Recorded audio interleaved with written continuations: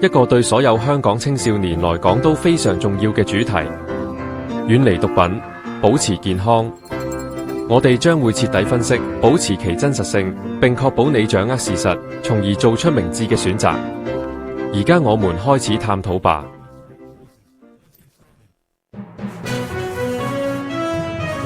首先，我哋講講大麻。我知道有啲地方對大麻很平常，但香港唔係。呢個係非法，唔係要你比人哋高一等，而係為咗保護你嘅健康。我哋講嘅係佢會令記憶受損，例如唔記得點解走入房間，心率加快，仲會感到焦慮。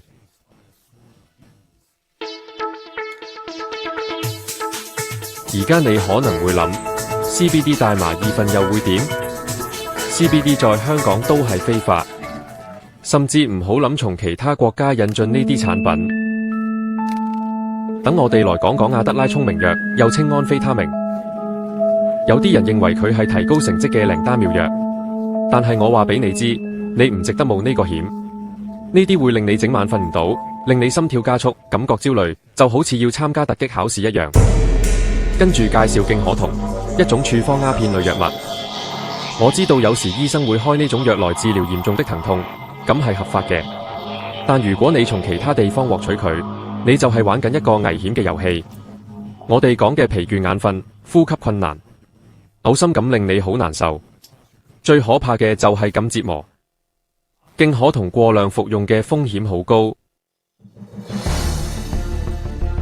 MDMA 又稱為搖頭丸或莫利，聽起來好似唔錯，但唔值得承受後果。呢啲會令你個心臟好似賽車一樣咁跳動，你脫水速度會好快，而且令你感覺非常焦慮。持續落去，情況會變得更差。即使藥效消失後， MDMA 仍會擾亂你嘅情緒。可卡因呢種藥物令你感覺你可以征服世界，但代價係咩？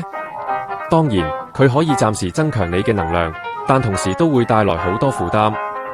我哋談論嘅焦慮會令你感覺好似被監視一樣，心血管問題可能會損害你嘅心臟，而且極高嘅上癮風險可能會影響你嘅生活。LSD 迷幻藥就似在你嘅大腦玩俄羅斯輪盤，佢會引起幻覺，令你睇到唔真實嘅事物。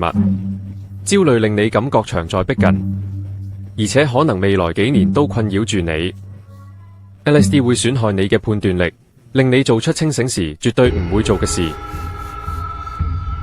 尼古丁聽起來似係一種健康嘅零食，但相信我，佢遠非如此。呢種嘢會令你嘅心臟狂跳，令你整夜不眠，令你食慾不振。尼古丁令你對佢產生依賴，即係令你需要佢先可以正常生活。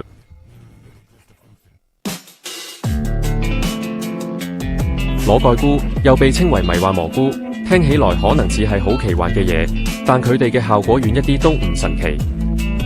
佢會引起幻覺，令人睇到唔真實嘅嘢。嘔心同焦慮會令覺得自己快要失去理智。迷幻蘑菇仲會造成思維混亂，令人無法正常思考。最後但同樣重要嘅一點係，仲有合成大麻素。佢係人造化學物質，旨在模仿大麻嘅效果，但相信我，佢更危險。我哋所講嘅嚴重焦慮症會令你感覺好似心臟病發作，心率過快會令你感覺胸口要爆炸，幻覺會令你睇到唔真實嘅嘢。請記住，遠離毒品，保持健康係確保健康快樂生活嘅最佳方式。你哋都係聰明、能幹、堅強、有巨大潛力嘅人，唔好讓毒品阻礙你實現夢想。